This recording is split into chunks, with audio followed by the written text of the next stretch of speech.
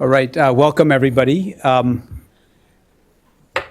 name is Daniel Ziblatt. I'm the director for the Center for European Studies, and wanted to welcome you all to our second installment of a series that we've started this year called The Forum, Europe in a Time of War.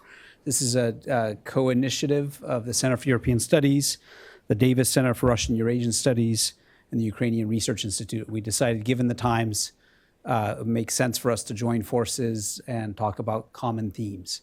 So this is the second of three events, as I've said, that we're holding this academic year. In the fall, we had Fiona Hill here, and that was a wonderful event in conversation with Stephen Solnick. In March, March 4th, we'll be hearing from Anne Applebaum, who will be here, the third part of our series. And then today, of course, we're hearing from our wonderful panel. Before going further, I just wanted to also say that this is just mention a couple people who are involved with this. So Zhegor Shekyert, who's the director of the Davis Center, who's back here. This is the co-conspirator. And Terry Martin, who's the director of the Ukrainian Research Institute, along with all our great executive directors as well, who have been really pivotal in bringing this all together. So today the event will be chaired by Serhiy Plohy, who's a professor of history and a longtime director of the Ukrainian Research Institute, who's the author of too many books to mention right now, so I won't do a long introduction, except to say the Russo-Ukrainian War, The Return of History 2023 book is one that I recommend to all of you. So I'll let him do the introductions, do the honors, and the floor is yours, Serhiy. Thank you very much.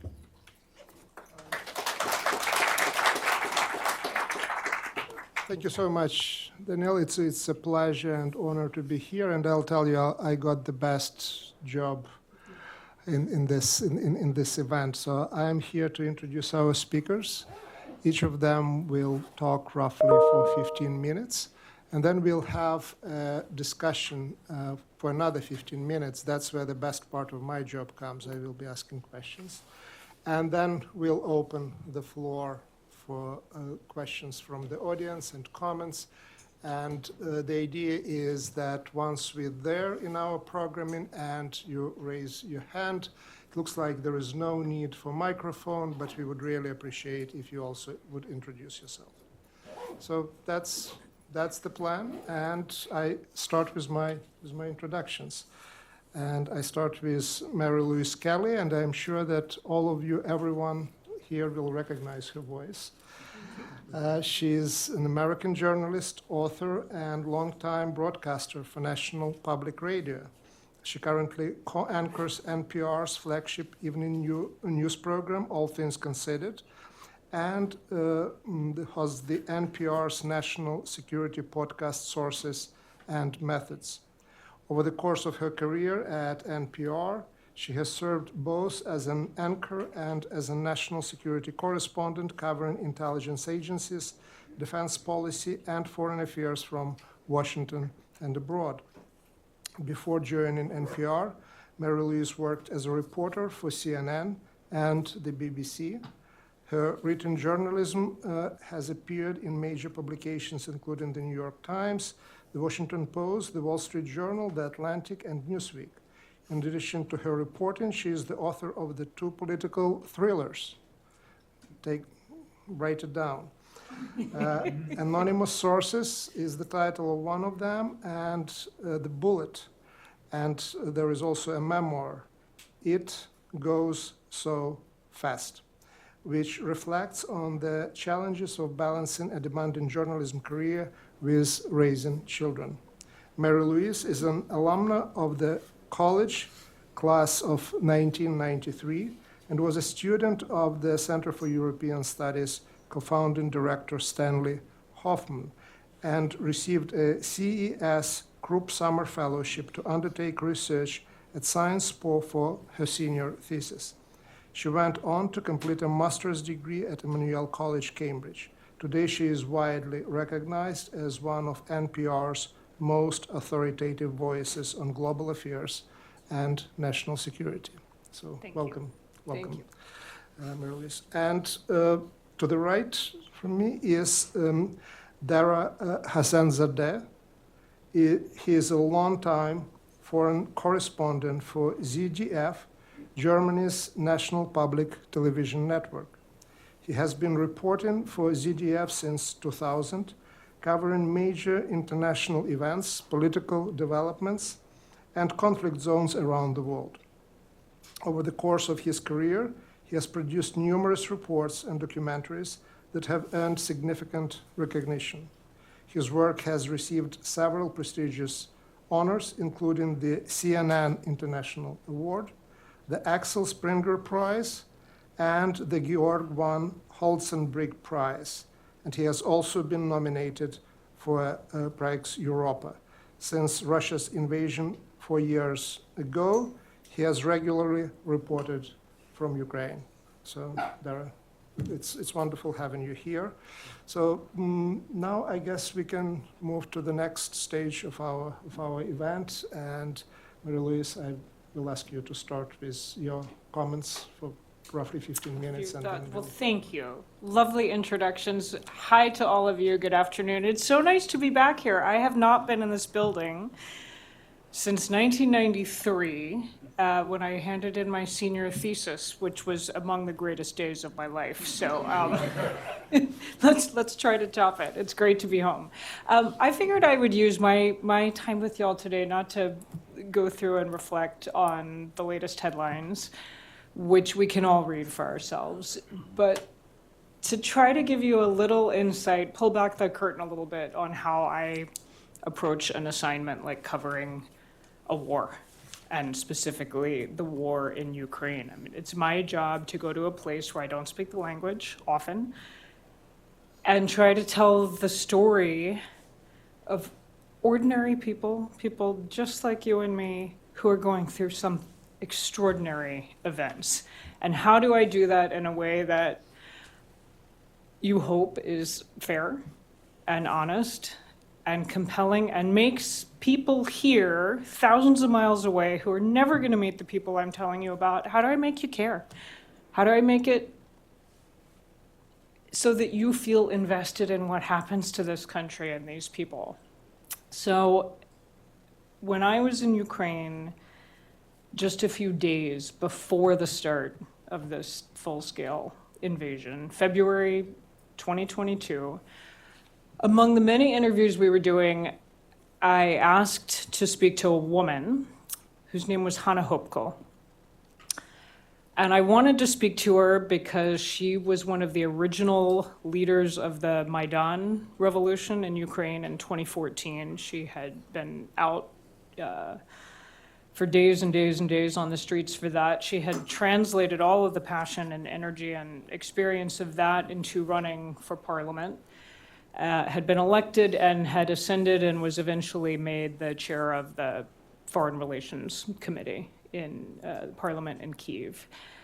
So as it looked like there was about to be a war, I had all these big important questions I wanted to ask her about what's happening in terms of diplomacy, in terms of security policy, in terms of the financing of this. Let's talk NATO, let's talk European Union. And I arranged to meet her at a pizzeria in Kyiv, and we sat and talked, and I'm asking her all of my big important policy questions. And this is a woman, she's so impressive, she's so terrifyingly impressive and passionate that my mind starts to wander as she's talking to me. Because by the time I got to her, she had left Parliament and stepped aside into a still important, but it seemed much less high-level job. And I finally just said, why? And she said, I'll be honest, I never saw my daughter. I said, okay, how old's your daughter? And the daughter was she was 10, about to turn 11.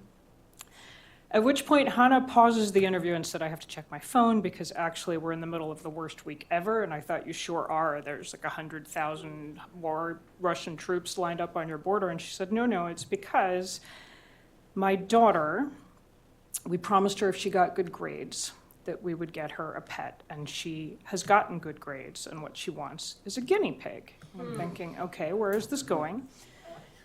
And she says, so now I have to get her the damn guinea pig, but it's doing my head in because I'm trying to figure out the evacuation plan for me, for my family, for my elderly parents, for my daughter. How do I get her to safety on a train from Kyiv to Lviv and then over if I can get her to my cousin's grandparents in Poland?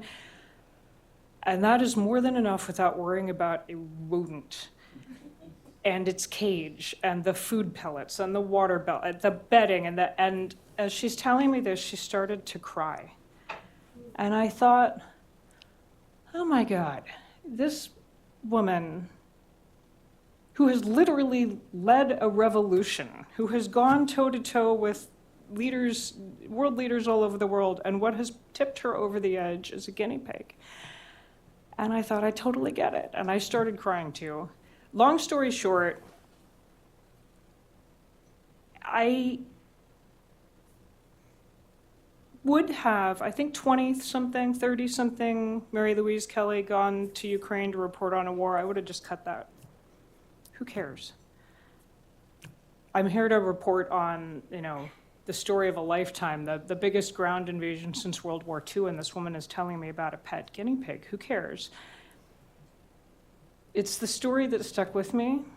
I, to this day, when there's been a really bad day in Ukraine, really bad drone attacks, the death toll is high, I get emails from around the world and tweets, people saying, is the guinea pig okay? Not is the daughter okay, not is Hannah Hope okay, is the guinea, Nafanya, people know it by name, is the guinea pig okay? I tell you this story for a few reasons. One is, and I hope this may resonate whether you're a journalist or want to be a journalist or writing a book or an academic project, I often find when you're dealing with something so scary and big, find a way to make it small. As I say, 25-year-old me would have rolled my eyes and thought, how do I get this woman back on track to talking about the important things? The guinea pig is the important thing. It's the thing that resonated with people.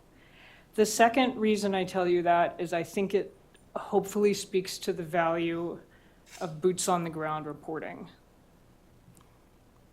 There have been 1,000 times in my career where a story breaks and it's not convenient and I had other things going on. When in doubt, get on the plane. Also go outside the capital if you can. On that same trip, we went as far east as we could get into eastern Ukraine, into Donbass, up against what was at the time the line between Ukrainian and Russian control. And we heard a very different story than what we were hearing from people in Kyiv. But I always think about, would I have gotten the guinea pig story if I had stayed in Washington, stayed in Boston, interviewed Hannah Hopko by Zoom? Maybe, probably not. And it's what sticks with me. Which speaks to the power of human connection and how important that is in the work that we do, and of maintaining that connection across years and across miles. I have stayed in touch with Hannah. I will actually see her in a couple of days. I'm flying from here tonight to Germany to the Munich Security Conference, and Hannah will be there with part of the Ukrainian delegation. And I will ask her about big, important policy things and what's happening with NATO and the Transatlantic Alliance and what kind of help she wants to see from the US to her country. But I will also, I'm thinking about her daughter and thinking, she was turning 11 when I first met Hannah at that pizzeria. So that means she's turning 15. She's becoming a young woman. And I wonder what that is like, how very different a life she may be living as a teenager now than she would have. And that will drive home to me the cost of this war in a way that if I told you troop numbers or fatality counts, I'm not sure it would hit in the same way. The fourth and last reason I tell you that story, and I'll just ask the men in the room to indulge me for a second here, but I would like to make the point that I think it matters that we have women out in the world telling these stories. Would Hannah Hopko have opened up and cried about her daughter and the pet with a young single male reporter? Maybe. And maybe he would have gotten some great other story out of her that I didn't even think to ask about. Would somebody who wasn't a mom or a parent have gotten that story? Would they have gotten it? I don't know. My predecessor in my job as anchor at All Things Considered, Robert Siegel, always used to tell me, notice what you notice. When you go out in the world to try to report something, You'll do all the homework, you'll do all the reading, you'll do all the prep, you'll be prepared with pushback for if they say one thing, where you're gonna, counter them. But the thing when you get there and you weren't expecting to see it, that matters. It's important. Tell people about it. And I'll share one more quick story along those lines. My friend and colleague Layla Fadel, who does the Jibe I Do, but with way worse hours, she anchors Morning Edition. She has to be at the NPR newsroom at 3:30 every morning. She went into Ukraine later in the war, and she told me she was thinking about the whole notice what you notice advice. And she was walking down the street, and she looks and she sees a nail salon, and it is packed, and there's all these women in there getting manicures and pedicures. And Layla thought, a packed nail salon in the middle of a war zone. Was not expecting that. Notice what you notice. So she goes inside, she strikes up a conversation with a woman who is getting gel tips on her nails.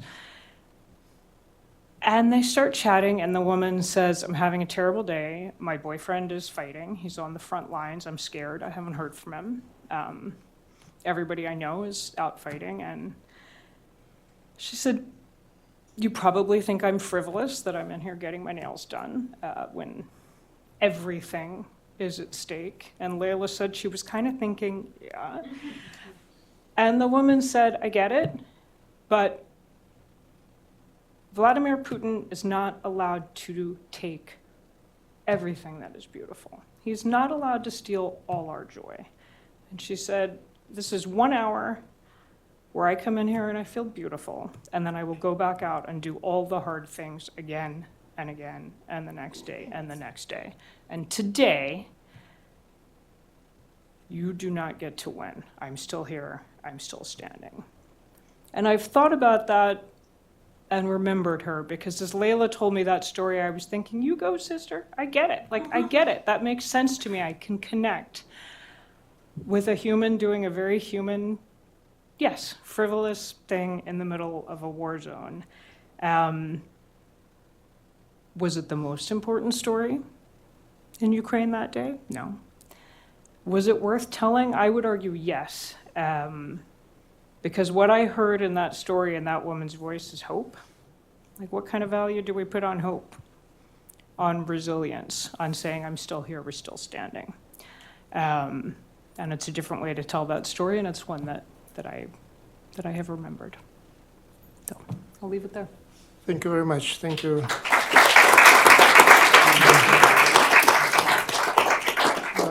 I met Hannah. I had no clue that she or her daughter had a guinea pig. Yeah. Nafanya.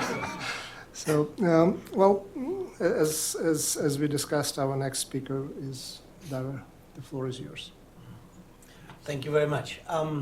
Before I want to provide my information, which I've was able to research in Ukraine, I would like to explain how we are working. Since the beginning of the full-scale invasion, directly 1st of March, I was sent by our broadcaster ZDF to Ukraine. It was a very sudden decision, and everything was out of order in this country, and also logistically we were not really well prepared. I was able to build up an Ukrainian team with my Polish colleague Matthias. It's Sergei, the cameraman. We met accidentally in Lviv. Then Victoria, I met her in Kiev. She's an editor. She is doing the montage of the reports, and she said to me, "Well, I'm coming from PR, and going to the front line, I don't go. I don't go." And I said, "Yeah, well, let's see. And perhaps we don't know even where the front line is. It's very close to everywhere." And then we had 2 Volkswagen buses, and we were riding through the country. And this is the same way we are still doing 4 years later in the same team. I forgot Valery, our driver, but he will forgive me.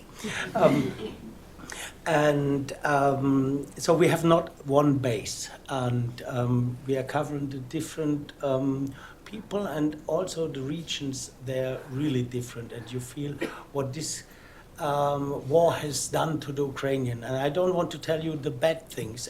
What this war has done to Ukraine, unify.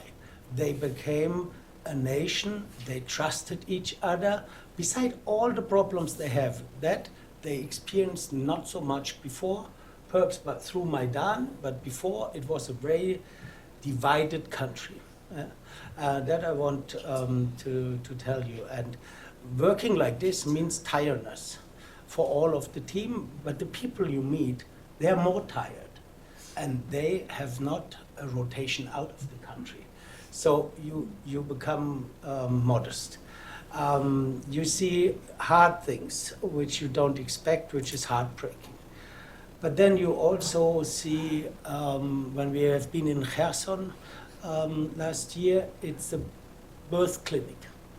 This Kherson is under constant shelling. They are doing human safaris there, which means for the Russian, who are on the other side of the Dnieper River, only 5 kilometers away, they hunt everybody who is moving. Every vehicle who is moving in this city is a target. That is what the Russian commander is saying.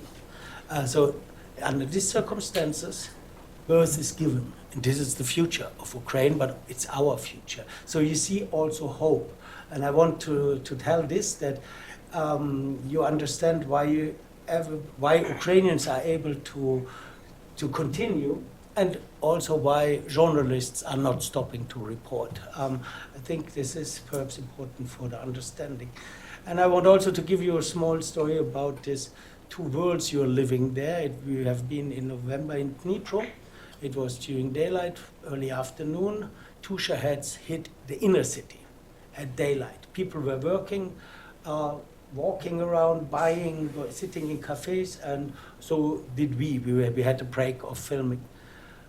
Okay, then when it was sure that there were not more Shaheds in the air, of course we went to do a report to see what has happened. And it is a full disaster. The smell, water, it's chaos. In this moment, my daughter, 10-year-old, called me. I have a rule, whenever they call, I pick, because there was one classmate who asked, how do you know your father is alive?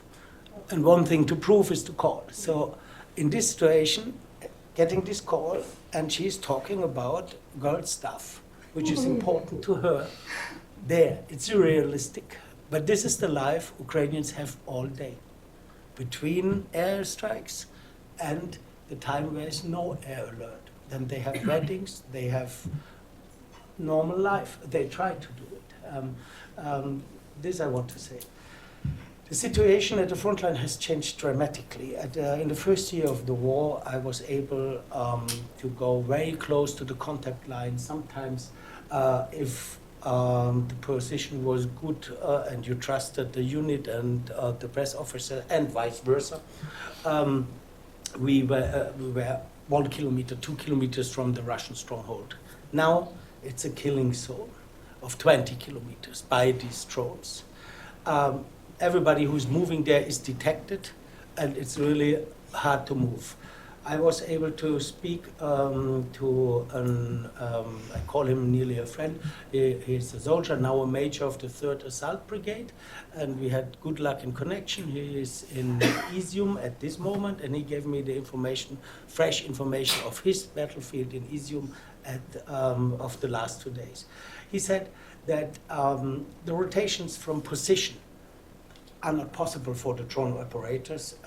They do it only all 3-4 months, because the way from the position out, this is where you are vulnerable.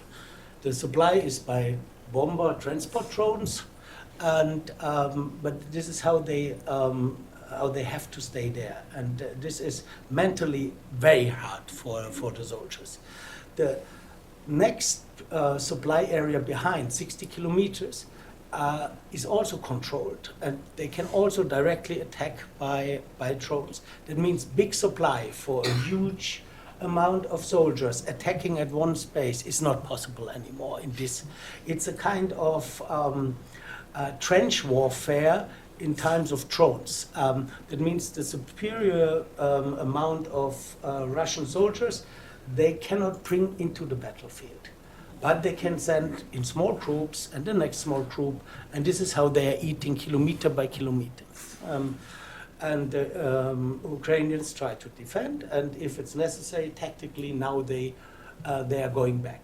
This is a difference in tactic also to Bakhmut, Avdiivka, where the Ukrainian army has held a lot of soldiers in these positions, and also Mariupol, and there were big losses at the end. So if I one information the major gave me this night, the Starlink block gave a press to his unit. He could, the Russians could not operate. They had less attacks, but 10% of their own Starlinks did not work anymore, because every unit has behind family, friends, NGOs, the village, the city, who are providing from the diaspora whatever they can. And of course, there were also non-registered Starlink systems coming from the diaspora. So it hits always, there's always another coin in these things. 30% of the attacking Russian soldiers last 2 weeks were foreigners. From Africa, he told, from Bangladesh. It's weird. They cannot really read this sign. Does it mean the mobilization in Russia is not working well? Or does it just mean that they are holding back their own population? At the end, it comes to a situation that endurance will decide.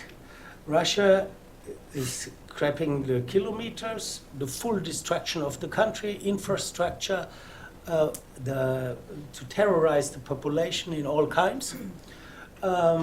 Ukraine is increasing the price for each kilometer, so that at the end, perhaps Russia don't want to pay or accept these losses at the end.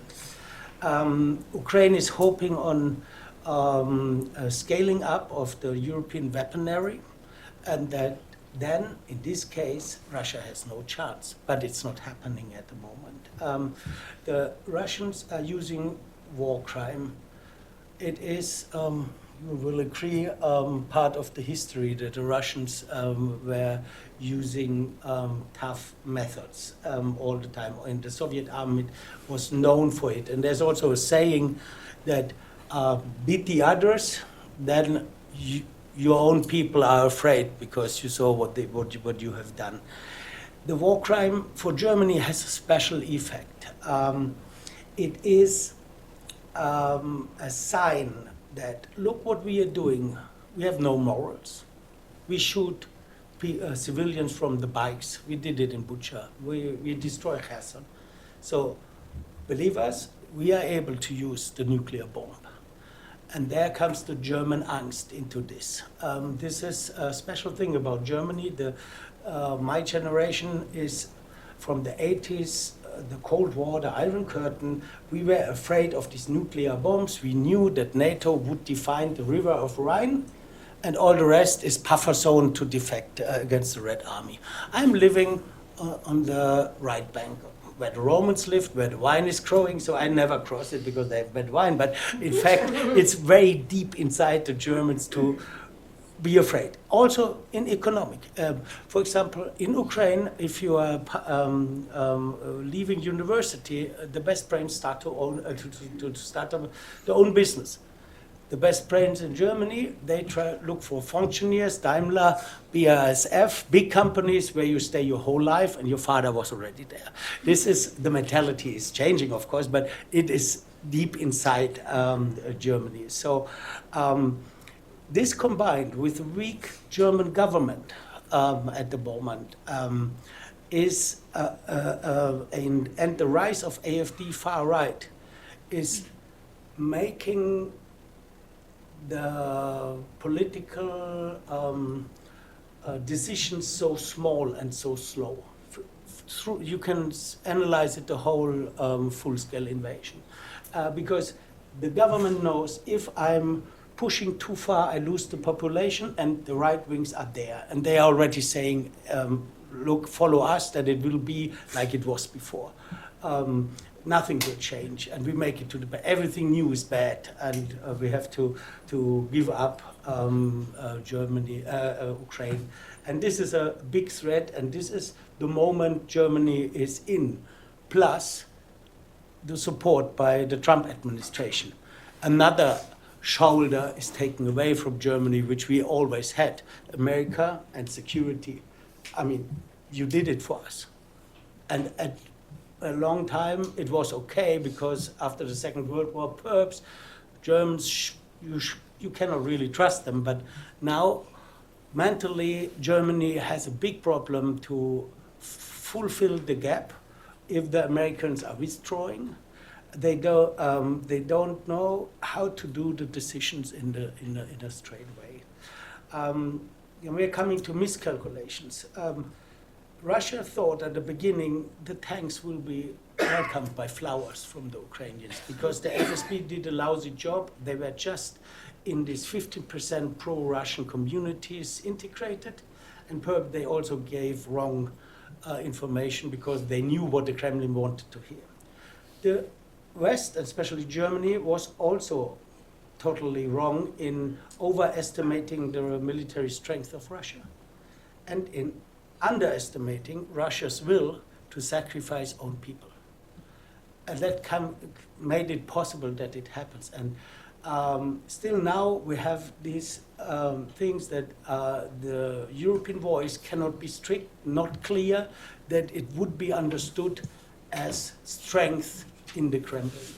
I think this is the position at the front line and on the political side in Germany and Europe, why this war is still going on. I forgot to say one line from Goodwin. It's his soldier name. I have to keep his real name secret. If Ukraine loses, the world will be worse. That's what he asked me to tell you. Thank you very much. Thank you, Dara, and thank you for this really communicating or helping us to communicate directly with the front Can I line. ask you, all of you use the microphone? Because sometimes the voice is getting lost. Thank Sure, you. thank you, thank you. I have to push it. Yeah. Good. So let me ask the first question, and I come from the region. I've written a little bit on this war, and one thing as a historian that I see and recognize, this is the war that is different from a number of wars that we fought in the past. It's the largest war in Europe, certainly since 1945. There are also technological changes, and drones are part of that story. But when you go there, when you meet people, when you talk to them, and you both have this enormous experience of going to the war zones, what things do you recognize, and which things are new, something that you maybe didn't see or in that particular way in other places? I'll share one story from a few months ago. The Sources and Methods podcast that I host, to the point I was making earlier, I'm a huge believer in boots on the ground reporting. There's so many, TV pundits, armchair analysts out there giving their views and their opinions and telling us what to think, and that's great, and some of them are super smart. But I came to journalism just to go dig up some new facts, tell you what I see, what I hear, let you make up your own mind what you want to think about it. So I mentioned that by way of saying this podcast that we do on national security is me talking. Sometimes I'm out in the world. We'll host it from Munich in a couple of days.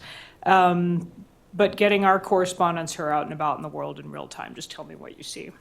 And I was having a conversation a few months ago with one of our reporters in our Kyiv bureau, and he was trying to explain how normal life in that city was, the nightly bombardments aside, loss of power aside, not downplaying any of the hardship. He said, for many people on many days, it feels quite normal. And he said, for example, you see very few people in military uniforms walking around the streets of Kyiv on a normal day, normal neighborhood. Like you just don't see it. And I was so struck because I was sitting in Washington, D.C. at the time where the National Guard had just deployed.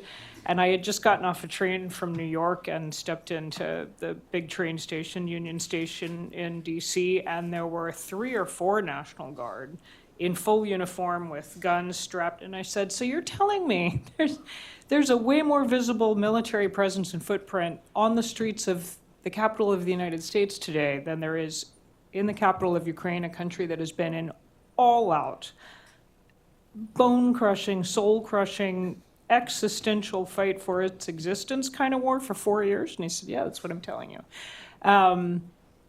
So, you know, it's a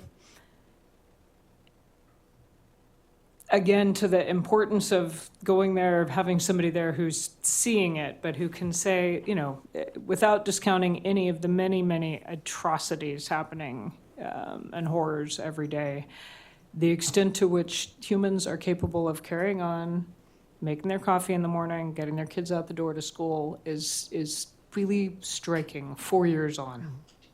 Thank you. Thank you, Margulis. Yes, there. Yeah, you were talking about spin. At the beginning of the war, the major spinning came from the Russian propaganda and the counter measures against it.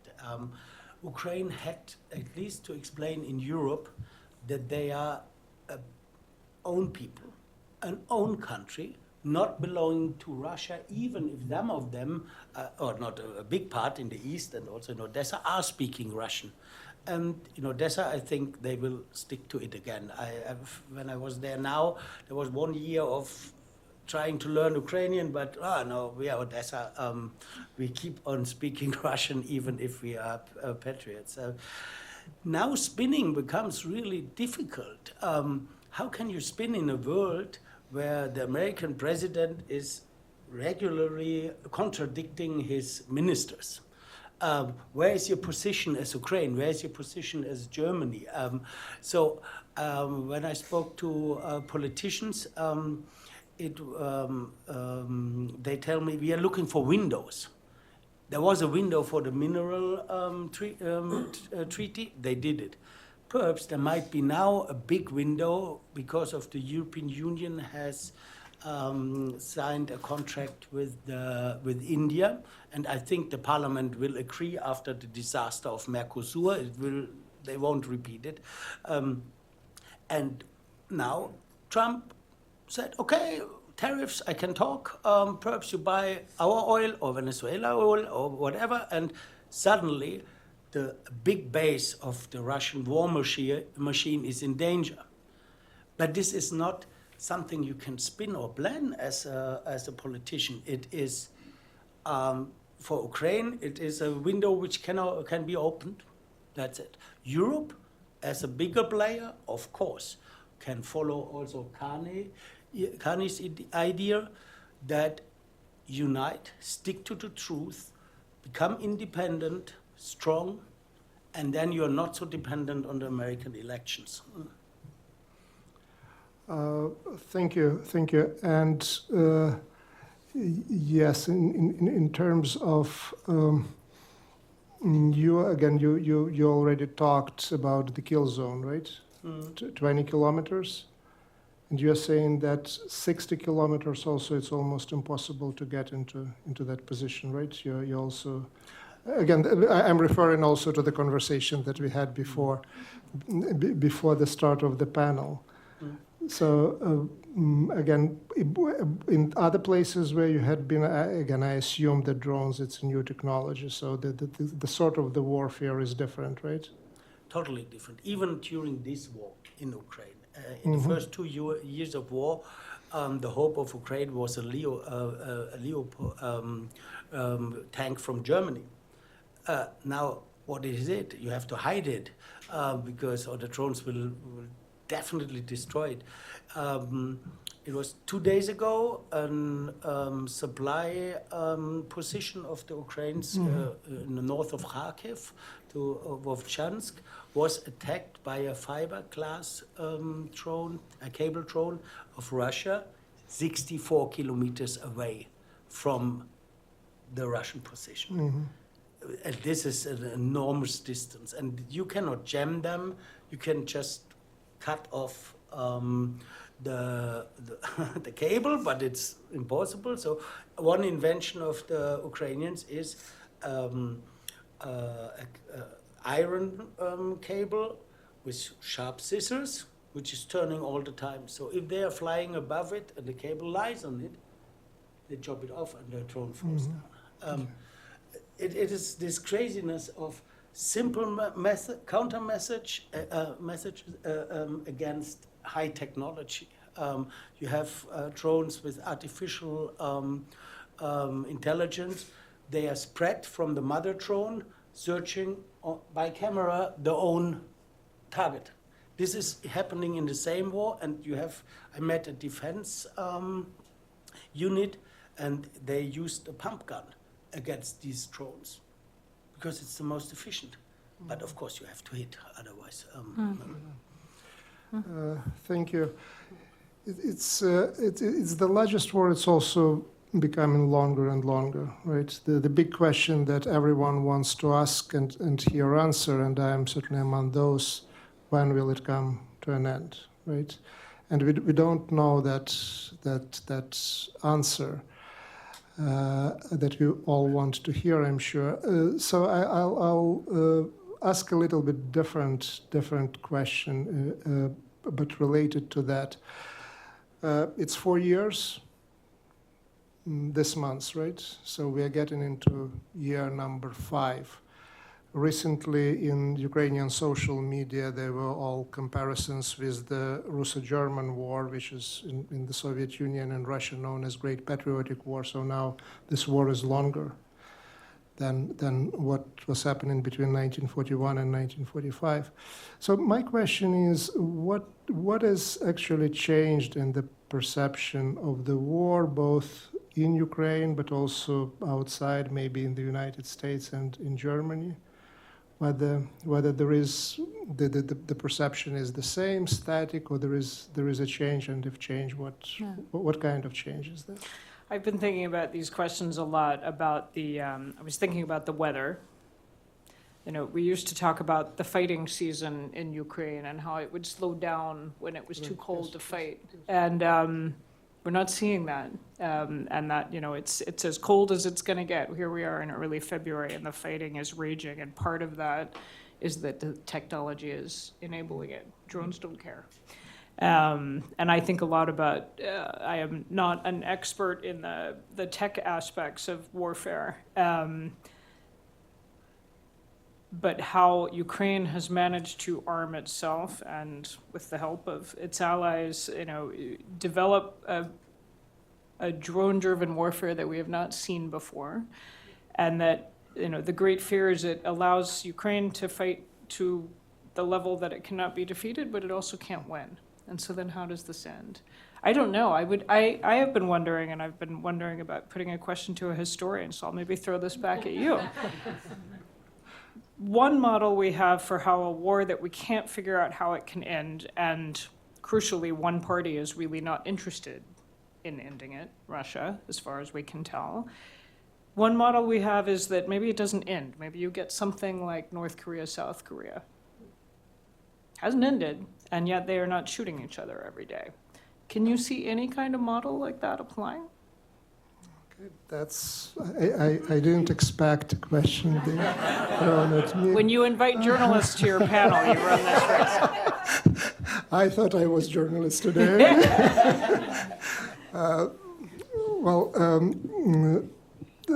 First of all, as a historian, I recognize in this war elements of the wars of the past, starting with the American Revolution. So it's a nation trying to assert its independence toward the empire, and we know how those wars end. generally the odds are that Russian Empire will be collapsing. The odds are that Ukraine will be there on the map when there will be no Russian Empire, Russia in this form. The trick is we don't know how long it might take. And going back to North Korea, yes, there is no formal treaty. There is also no normal treaty between Russia and Japan because of the territorial dispute over Kuril Islands. This is not the point. The point is there is no active warfare, and that's probably under the circumstances as good as we can get in Ukraine. And again, looking at Korea as a parallel, what you see there is that negotiations and the warfare was going for a long period of time simultaneously. And once the both sides realized, and the both sides are not North Koreans and South Koreans, the both sides are Americans and Chinese and Soviets and others, while the realization came that you can't actually move the line too much, it's too costly, so that's also what the Ukrainians are hoping for, and that you can get a better result at the negotiation table, then something happens. But also, Stalin had to die. America had to elect another president, so that was also a factor there. So that would be my answer, and maybe I have time to I didn't give you a chance to respond to a question about what has changed in Ukraine and what has changed in Germany over these 4 years in terms of perception of the war attitude. In Germany has changed the rise of the far right of AfD, and this is a major problem for all of Germany and also for the question of support for Ukraine. And I think Germany with the industrial complex is crucial for the support of Ukraine. Also, the distance from my hometown to Lviv, 900 kilometers. That's it. Then I'm there in a city of war. So that is the difference to Europe, that it's not so far like the people are believing. I also say to myself, being the son of an Iranian who was born in the Soviet Union in Kazakhstan, my father, dictatorships look always strong as long as they crack, and then they crack. They are done. But the mullahs are still there. So I don't say anything when it will happen, but it will happen. Well, thank you so much. And it looks like, again, I still have a long list of questions, but we exhausted the time that we had, and I see already the first participant of the event raising hand. So, Chris, but please introduce yourself. That's the general rule. I'm Chris Martin with the Davis Center for Russian and Eurasian Studies, and we're living at a time when human attention spans are shorter than ever before, and the attention spans of, I'd imagine, media newsrooms are also short, and you need to be covering the most pressing news of the day. And to that end, I've actually been pleasantly surprised by how much media coverage the war still gets 4 years in, going into the 5th year, especially since there is relatively little change on the ground day to day in terms of each side sort of gaining or losing territory. What do you credit that to? And is it difficult to make sure that Ukraine stays in the headlines? I'll take a swing at that. I think, in part, attention spans are short. Clearly, America is not focused on Ukraine today in the way that we were 4 years ago. We're just not. There's a lot going on. We have plenty of our own problems. But the way that it galvanized Americans early on, I had my next door neighbor who painted she's not Ukrainian. She's never been to Ukraine, but her garage door was painted blue and yellow for a year. Ukrainian flags everywhere. We still see that. It's unusual, and I think there is residual interest. I suspect also for news organizations that, sadly, it's my personal heartbreak, are cutting back foreign bureaus faster than you can blink. They're expensive and attention spans are short, and America can be more insular than probably many of the people in this room would like. But many of the major news organizations invested. NPR, which punches above its weight on international coverage and now is, I believe, second only to the New York Times in terms of numbers of fully staffed international bureaus. We have 17. They're expensive.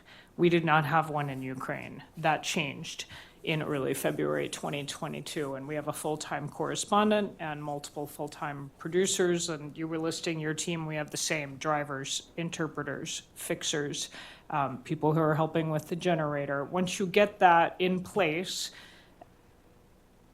do you want to put the stories on the air? And so it becomes a little bit of a self-fulfilling prophecy that we're going to continue to make time on our programs, in our interviews, to cover the story. I think there's also there's a lot going on, and yet Ukraine, I think, is unique among wars that I have covered. Wars are complex. People are complex. There's always a reason why people do what they do. You hate to root for one team when you're covering a war, but many of us, including me, I've been kind of rooting for Ukraine, still am, and we don't know how it's going to end. It's rare in news to get a story where there's a clear villain, and I say that with respect to the Russians who may be in the room, but a lot of Americans are rooting for a team in this one. We want to know how it's going to end. So as long as we journalists can keep telling you the story in a way that's compelling, I think we're going to keep finding ways to get it, I hope, in our newspapers, in our TV, in our podcast, in our radio feeds. Thank you. Yes, please. Hi, my name is Alexandra Tarhanova. I'm here as a visiting fellow at the Center for European Studies. First of all, thank you so much. I think that both initial remarks were very important in terms of how the war is covered or should be covered, what kinds of stories are delivered. So the human part of the war, what you were saying, just really I can see the pictures immediately from the ground, exactly what you were describing. And then the fact that it is a trench war, so the kind of the technological part of the warfare, the day-to-day developments on the front line, I think are very, very important, both within Ukraine and also outside. And I agree with the previous question that, of course, it is still in the news, and there is a ground for optimism in that sense, but in me there is also a sense of that it's not enough, that what you described, the affect, the attachment, how people abroad are touched by the stories of Ukrainians is, of course, they are also in Europe, but there is a still sense of the war continues, right? That there is a sense of more has to be done and more probably could be done, and what more can be done. And so I want to turn that question in the realm of reporting. What do you think? We have that kinds of report, we have the human stories, and we have the technological stories of technological developments. What more? How can we report on the war now so that the world still pays attention, despite the fact that so many other things are going on, because the situation becomes, as you know, more critical with every month, if not day. First, there are waves in journalism. You cannot, and currents, and don't swim against currents. It's depressing. I mentioned that I had the Shaheds in Dnipro. This report was not, I did it, it was finished. They didn't air it on that day. I forgot what the Trump administration has done, something. This happens. This is in all conflicts the case. We must accept it as professionals. What you're describing and you're feeling, this is fatigue. All Ukrainians feel it. And I know a lot of Ukrainians who are sick and they have enough of being praised for being brave, and you make it. They feel the opposite, but they don't give up. That is the point. But it's normal, and I think if we have less coverage, sometimes it's better, because if it's a short report and you see a demolished house and you see children toys, then you know what has happened there, but you don't get any explanation. Nobody holds you. Next news. after 1 minute. It's too short that it can go to your heart, and if it goes, then you are alone. And so media should perhaps also report less, but then more in depth, in my opinion. So this may be a solution on a long run, because it's a marathon. I don't know what you're thinking. Yes, lady over there, and then, yeah, I see you. Hi, my name is Jessie. I'm from the Human Rights Clinic at the law school. I'm hoping you can shed some light on sort of the calculus you undertake in deciding whether to tell a human story, as you've described, or one that is more based in legal terminology. So Dara mentioned reporting on war crimes, and that sort of terminology has some of that staying power as well. So I'm wondering if you can give a bit more or shed a bit more light on how you make that decision and when you might get to a stage where you're using legal terminology in your reporting. I think in a perfect world, the answer isn't either or, but yes and. I mean, there's room for both. I raised the guinea pig story because it's so unexpected in a war zone. But does it mean we shouldn't be documenting, for the courts, for the public record, for future generations, what happened in Bucha and everywhere else? Of course not.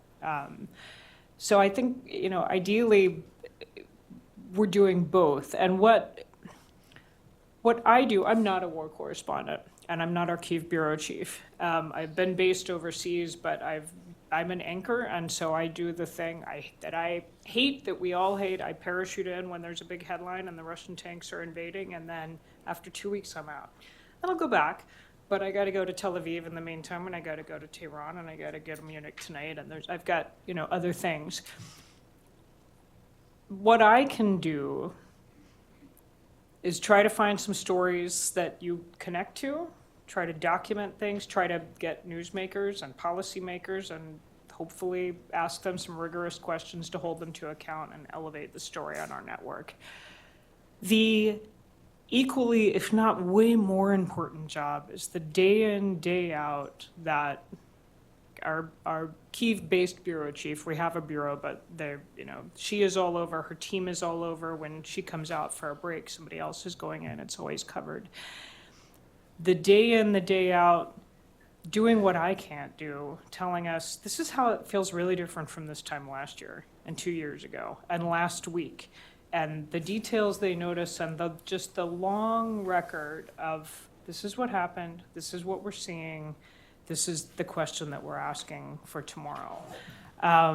If you do that, and you have the anchor kind of coming in and elevating it to national attention, and you have our Pentagon correspondent, going in and, embedding with Ukrainian forces, then together all those are hopefully building a complete picture. The challenge for journalism is it's expensive. And the business model for what we do is broken. And I often think I love my work. I would do it for free. I would pay you to get to do it. But my family might have other things to say about that and paying the mortgage. So as we try to figure out how do we do this in a way that is sustainable and where we're not closing bureaus but opening them, is important, and it matters. And your engagement matters too. I mean, we do what we do as long as people are paying attention, and it seems like it makes a difference. Thank you. Yes, I'll go to you, but yeah, Yulia, please. Thank you so much for this inspiring and I would say very honor speeches. I'm Yulia Bedenko from Kharkiv National University, Ukraine, and also I'm visiting fellow here at Harvard Ukrainian Research Institute. Well, I would like to address you a question about the ethical responsibility of media, or political even responsibility of media, but probably I will frame it in a bit different way. And the part which I would like to address to Dara is about the the perception of Ukraine or how the German media portrayed Ukraine before the full-scale invasion, because I have been there several times in 2016 and 2019, and then I spent 2 years in Berlin after the full-scale invasion. And let us admit that very few of my German colleagues who were pro-Ukrainian before the full-scale invasion that got a voice. And also there were whitewashing of Nord Stream. There were very few attention about that Ukraine is not that much torn country, especially if to compare to Germany now, how they voting for ADF, for example. So whether it was kind of a responsibility in journalism, professional community, that they probably weren't very right or kind of sharp in showing Ukraine. And for Mary Louise, I remember how when being in Kharkiv during the full-scale invasion, some of your colleagues, not only from the United States, but still they asked me whether you have explosion right now in your neighboring, and it was much more interested. They were much more interested in that fact that actually my words and my explanation. So. It's not the secret that now media in the United States are pretty polarized, and sometimes media are not framing the war in the right terms. So some of them just saying conflict in Ukraine. So not telling who is aggressor, who is kind of a victim here. So how to balance, from the ethical point of view, how to balance this truth, and what is the future of the journalism in the US in this point of view? Thank you. Wow, that's a question. I wrote some words, so you can start directly. You have it in the ear, and I can follow my. So you asked about a bunch of different things, and I'm grateful for the question. This is a central question, obviously, for American journalism today on Ukraine, but obviously well beyond Ukraine. As our country has become more partisan and divided and siloed into our lanes and only listening to things that reinforce what we already thought we knew. Journalists are people. American journalists are Americans. We're not immune from it. There have been many, many conversations in my newsroom over how that applies to covering Ukraine. There have been many, I would say, more conversations in terms of how that applies to covering war in the Middle East, and how do you balance your coverage of that. We used to have an intern whose job was to count on the Middle East the number of minutes. If you had an Israeli or a Jewish voice on air, do you have a Palestinian, do you have an Arab voice on the other? We've gotten rid of that because it so overly simplifies, like trying to hear from multiple different voices on any story. We used to have it counting Republicans and Democrats as well, as in our congressional coverage, something else that fell by the wayside. The point being, journalists are aware we want to do as complete a telling and fair and honest as we can.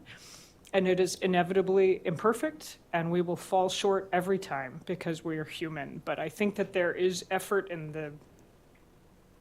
I think that there's value in the effort. I think there's value in the striving and in trying. On Ukraine, just a couple of quick thoughts. One is, there is a great deal of coverage because so many news organizations have set up bureaus, have invested in correspondence. They can't, one person in a country, it's like having, an international news organization who sends one reporter to DC or New York and says they're covering America. They're getting the tiniest piece of it on any given day, but they're trying. But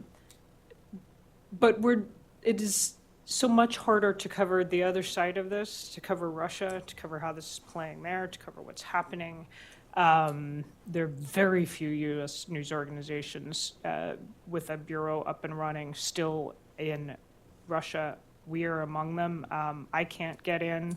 I would like to be able to tell that piece of it. In Ukraine, balance is a funny word. I don't feel the need to balance truth with lies or misinformation, disinformation against information. Let me try to get you the facts. With the inevitable acknowledgement that the facts I see that I think are important will be totally different from if you sent Dara to tell a story, and we're both right. We're both right. We're human. We're telling you what you see, and we're gonna see and notice different things. So what I can tell you is, I think the journalists who are risking their lives to go in there and cover it are doing their best. And I wish we had more of it. And I think the answer, I hear what you're saying about, like, let's not flood the zone. Let's do longer, in-depth things. Yes, but I also I want more. I want more every time. And let people listen and make up their minds what they want to think. You ask about how it was in Germany before, how Ukraine was considered in Germany by the media, by the people before the war, and this was. It's very important to learn that the Russian propaganda has worked many years before Maidan and reached a lot of brains in Germany. They are the leftist. They still hold this anti-American perception inside them. For some reason, the Che Guevara is a partisan they are following, they have behind, and they are not following the ghosts of Kiev or the brave people who went to the streets as territorial defense. Somehow they never came there. Then this Russian propaganda was working very well because of Bandera and the history. This is a crucial point in Germany because Russian propaganda could just make it black-white. And Bandera, the grave, is in Munich, and he was as a nationalist collaborating with the Germans during the Second World War. This was a big thing to put this, to send the message, Ukrainians are Nazi. And then the myth of the NATO expansion. That is what the Russians are telling until to now, but there was not a warship in front of Riga at the harbor and said, please come to us, otherwise we smash you down, Baltic states. The opposite. The Baltic states felt the weakness of the empire and they jumped with all they had to the NATO because that was the protection. And if you have, and the tragedy of Ukraine is, in these years of the 90s, you correct me if it's wrong, they missed this possibility. When Russia was really weak,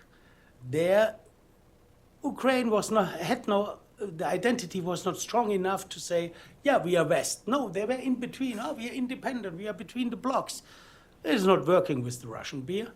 And now they're in this hard situation. I think this is this background explains why the German media was like it was. You had documentaries about Father Op, frozen in wintertime, each Russian babushka, and somehow the Germans identified with that. It was a hard way for Ukraine to be seen in Germany. Thank you. Yeah, all history references are good. Okay. So it's with NATO, it's really East went West rather than West went East. So I agree. And probably the last question, gentlemen over there. Yeah, hi. My name is George Tyler. I'm a student at the law school as well. My question concerns the areas of Ukraine that Russia occupies. So by all accounts, Ukrainians living in those areas face enormous persecution because of their culture, their nationality, their identity. What are the challenges reporting in the Russian-occupied areas of Ukraine? And how, as journalists, do you try to overcome those challenges? You should take that first. Okay, for me it's impossible. It's impossible to just say it. Officially, I would ask the Ukrainian government, am I allowed to go there? Then they said, okay, you want to do suicide, but you can, but because it's still the territory of Ukraine. Then I had to ask Russian side, it's game over. Our Russian correspondent went with an organized a group of journalists to Mariupol, and this reporting is also nearly impossible. You cannot move freely. The Ukrainians, they know if they would be critical, what will happen to them. I did a report about a POV who his daughter is still in Melitopol. Now she's 11. When he was taken as in prison by the Russian army as a soldier, she was 8. Yeah, so he's now back, and he's not able to get his daughter back. It's impossible. This is the situation. It's really, for coverage, very, very hard, but for the people, it's a full disaster. Yeah, I have, it has been a couple of years for me, but it's what you say. You get as far as you can get on the Ukrainian-controlled side. You can ask Russia for permission to go on their side, and they won't even let us come to Moscow, see what's happening to their forces there. So you just can't get there. It used to be that people could cross back and forth, and you will have seen people in eastern Ukraine who are switching fluently and without even thinking about it between Russian and Ukrainian. Many of the people I met who were in Donbass, the word they kept using over and over and over was just, I'm so tired.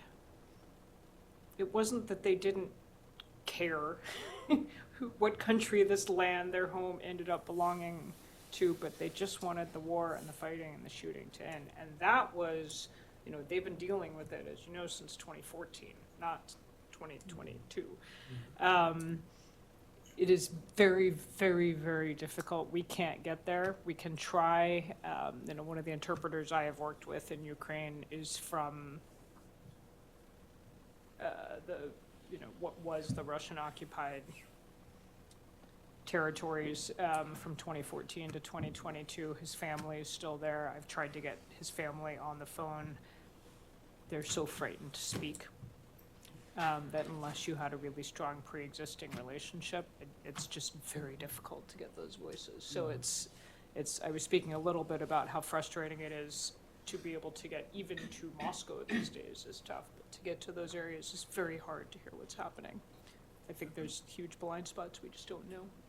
I just want to add, I said impossible. I mean, it is possible to go there and to report as good as you can, but for Ukrainians being Ukrainians and against Putin, for them it's impossible to talk openly and to detect themselves. Just to clarify this, of course, you can go there if the Russians allow it, and the Ukrainians too. Well, thank you very much. Our time is up, unfortunately. I know some journalists who go to Ukraine, come back, and the term there is also not that tied, it's burned out, right? You don't have to go there. It's very difficult. You open your hearts. You risk your lives to do that, to help us all to understand what is going on there. So thank you very much for what you're doing, and thanks a lot for coming to us and sharing your stories and also stories of people on whom you report. Thank you. you. Thanks very much.